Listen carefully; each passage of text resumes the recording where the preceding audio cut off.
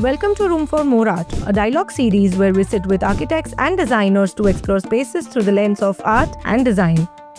This episode is powered by Decorates, making interiors more thoughtful with their smart wall panels and ceiling solutions that are as practical as they are beautiful.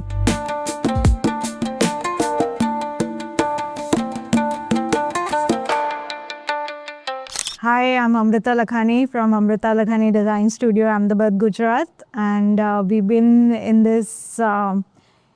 a part of space designing since 20 years now, and our design philosophy is very simple.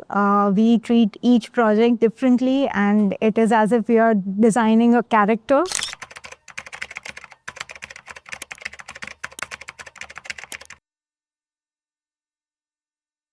So, since childhood, I would love to express myself through art, and that was my venting medium, and that was my, way to connect to people and connect to myself. And so I had this room, and I used to collect little things from the road everywhere. Wherever I used to go, I would collect things, and I had this a parallel universe, a parallel space, and there I would have a collection of books, collection of knickknacks, and little things that I would find wherever I go, and that was my parallel universe. And I would paint on walls, paint on floors, anything, any surface that I used to get, I would paint on that. And my mom used to be really upset about it, and then she would come and wipe it off, and then she gave up.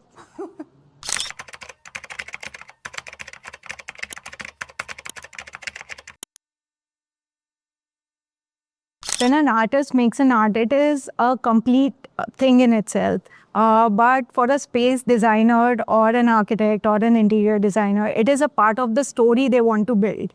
And the narrative they make, it is a part of that narrative. So we can talk about Gestalt psychology here, and where the art or an object placed in the environment or surrounding changes the meaning. If it is placed in this surrounding, it would mean something else. And if the surrounding or environment changes, it would mean something completely different. So art is very subjective to the environment and subjected to the person who's actually seeing it.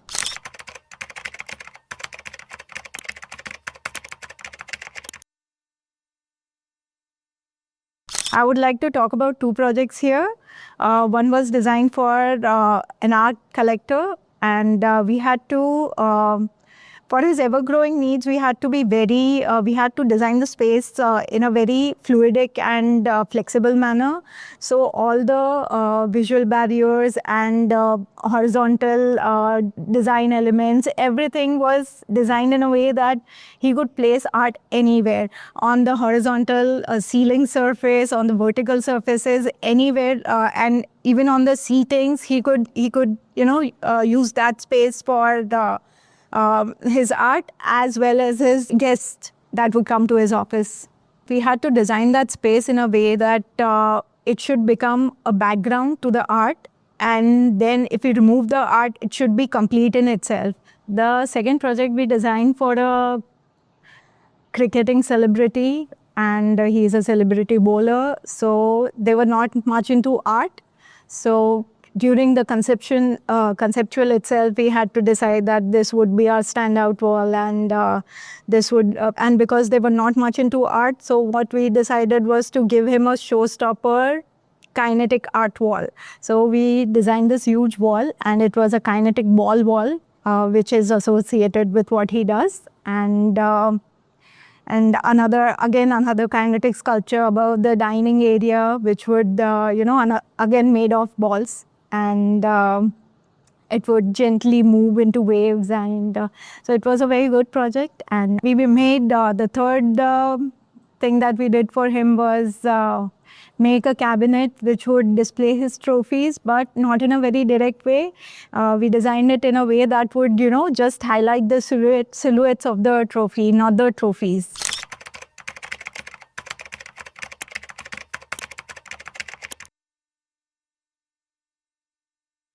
So whenever we start designing any space, we wear two types of glasses. So when we wear the first glass, everything goes in fast motion, and we just it is very intuitive. It is where we play with light when we want the when we feel the space and not see it actually. So that is what the first glasses does, and that is the first cut. That is what builds the concept, and that is where textures, lights, and overall feeling of the space is decided. And by wearing the second glass, you kind of zoom in to the space. That is where details come in. That is where materiality comes in, and that is where when you see and focus on things. So that is a pause that we design.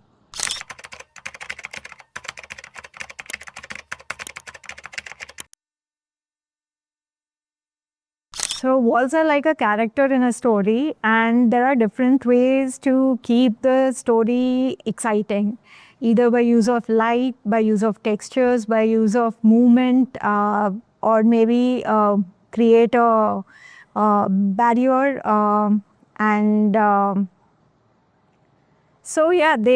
We treat wall as a background or a foreground depending on the character that we want to weave or the narrative that we want to build. Walls are a very important feature in creating that story.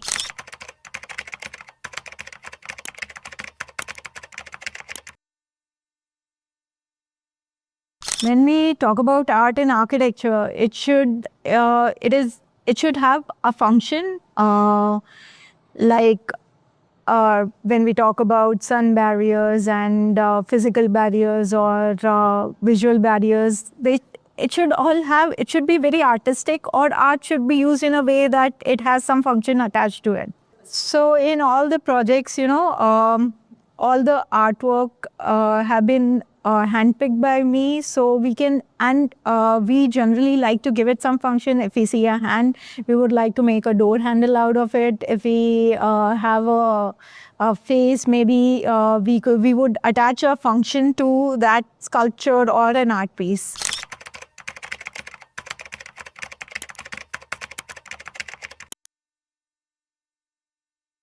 So art as a culture is a significator of a conscious society, and people like you and Abhi Pothi have a huge responsibility to bring art out there, and it should be a very normalized part of our culture, and anything that we see should be designed so well that mediocrity is not acceptable anymore.